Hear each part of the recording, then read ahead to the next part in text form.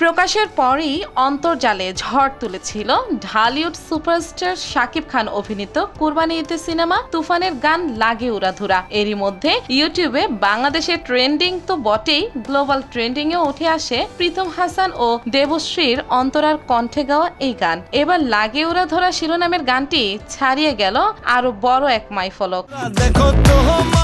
ইউটিউবে শুধু চরকির চ্যানেলেই মাত্র 2 মাসে গানটির ভিউ ছড়িয়ে গেছে 100 মিলিয়ন, অর্থাৎ 10 কোটি, যা বাংলা সিনেমার গানের ক্ষেত্রে একেবারেই নতুন রেকর্ড।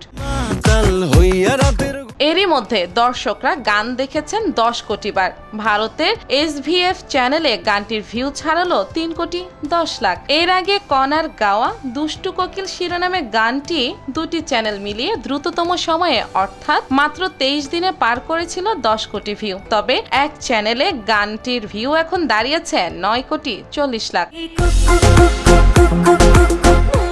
লাগে উড়াধুরা গানটির কোরাস অংশটি নেওয়া হয়েছে রাজ্জাক দেওয়ানের মরার কোকিলের সুর থেকে। গানটি লিখেছেন রাসেল মাহমুদ ও শরীফ উদ্দিন। গানটি পর্দায় পারফর্ম করেছেন ঢাকাই কিং শাকিব খান ও ওপার বাংলা মিমি চক্রবর্তী। সঙ্গে চমক হিসেবে হাজির হয়েছেন সঙ্গীত শিল্পী প্রীতম হাসান ও নির্মাতা রায়হান রাফি।